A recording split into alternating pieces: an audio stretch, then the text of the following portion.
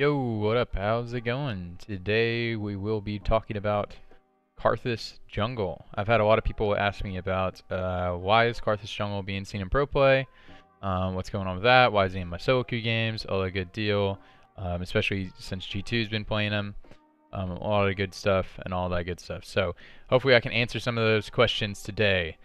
This will be a little bit off the cuff, so I'll just be kind of speaking, kind of rambling, you know, all that good stuff. That's kind of how I do all my videos anyways, so hope you guys enjoy. We all saw what G2 did with this.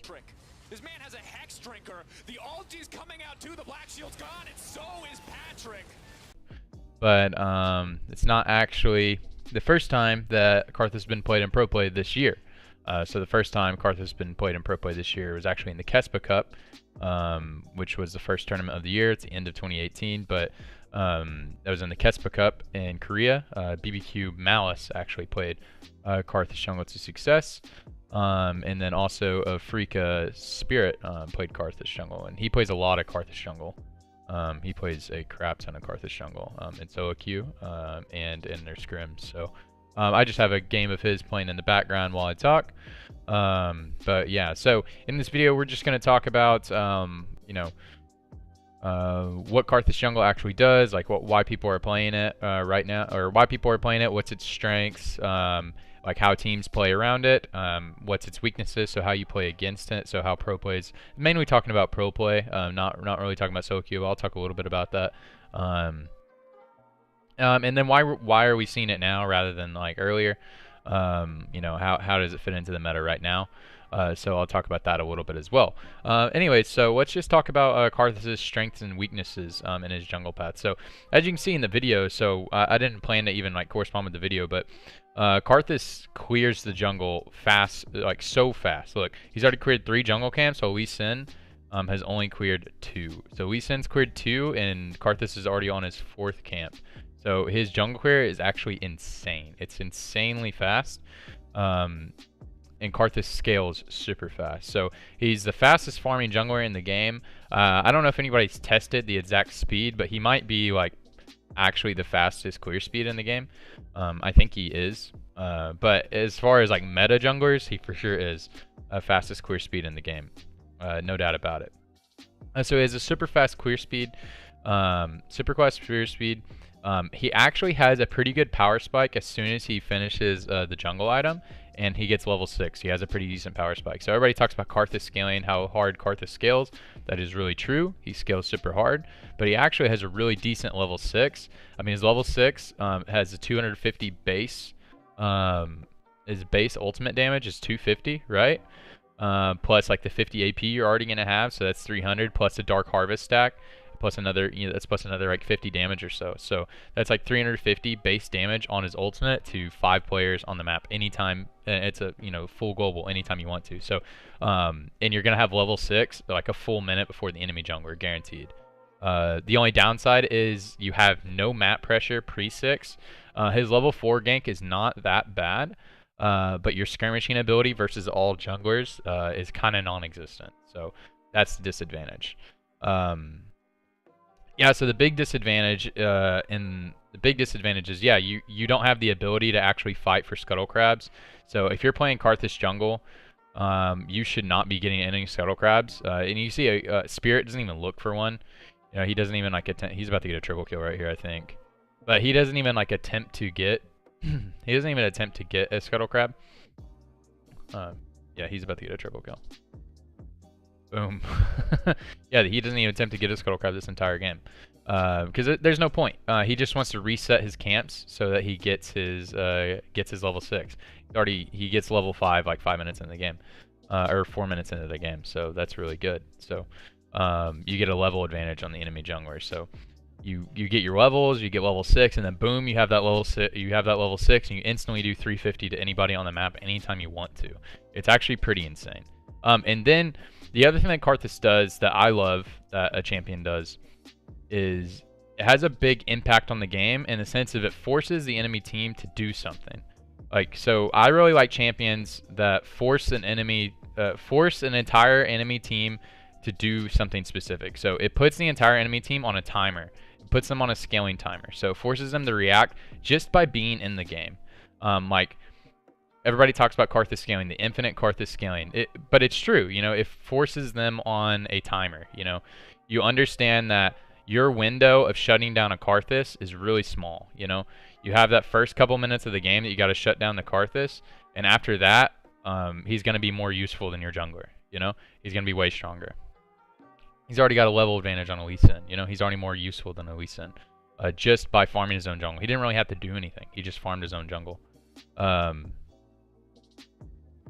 yeah, so Karthus is really good because he forces the enemy team to have to do something else. And you get level 6 at 5 minutes just from farming your own jungle. It's pretty, or about 6 minutes just from farming your own jungle. So anyways, so how you play against it. So specifically in pro play, the best way to play against it is to play aggressive, right? You can't just sit back and let Karthus farm up, right? So you have to play aggressive, and you have to play aggressive often and early, right? So the best way to draft around a Karthus is to draft lanes where you can get really early priority. And what I mean by that is pushing lanes in the first couple of levels, so level 1 through 4, pushing lanes in level 1 through 4, and a skirmishing jungler like Xin Zhao, Kha'Zix, Camille, Lee Sin, Nidalee. I don't know how well Nidalee fits into the meta, but some players can pull it off.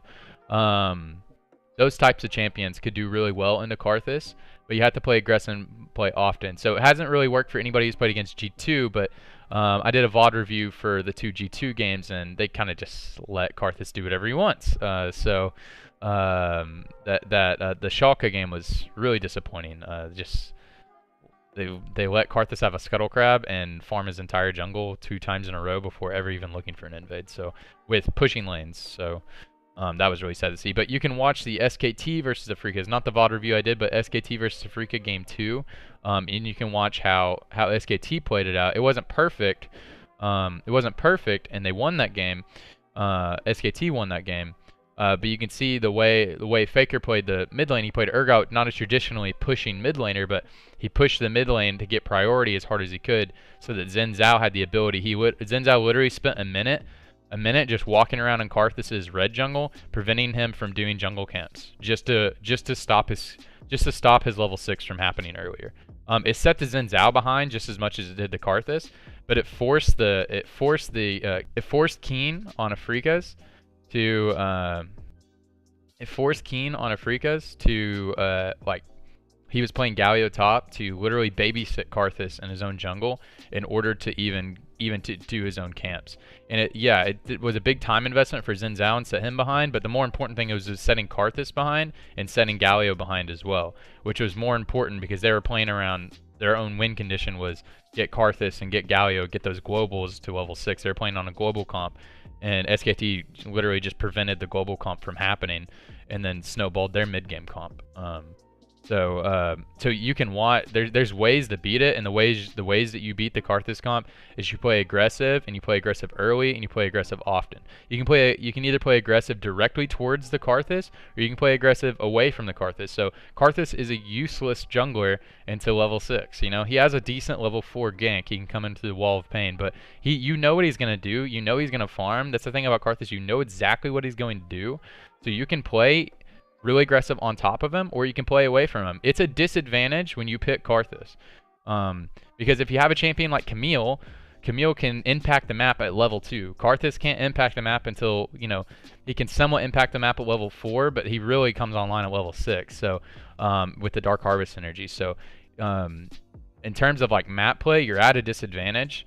So in the professional scene, and even in your solo queue games, you need to be impacting the game if you're the enemy team pre level 6, right? Either directly on top of the Karthus or away from the Karthus. So anyways, so that was frustrating to see some teams not doing that right, but SKT did pretty well. They impacted the map directly on top of the Karthus, away from the Karthus, and then they got both of the epic objectives as well, because they knew the Karthus would be farming. So you know what that's the thing. You know what Karthus is going to be doing. So playing accordingly. Anyways, so the couple other things that Why is he showing up in the meta right now? The meta is actually not all that different from World's meta because it's mostly about solo lanes still. Solo lanes are really powerful. Some of the bot laners are a lot stronger now. So it's still mostly about solo lanes. I think this is mostly just figured out. The laning phase is slightly longer with the plating, but I think this is mainly just discovered. So I don't think it's super impacted by meta changes. I could be wrong about that. I don't know the actual like data farmed information on in terms of like laning phase stats, but mostly I think this is just something that people have started to mess around because the meta hasn't changed all that much because it's still really solo lane focused. But I don't think it's something that's going to be nerfed because I don't think it's the optimal strategy. I still think the optimal strategy is playing skirmishing junglers and playing around solo lanes and getting them strong because it's still all about like mid-game spikes.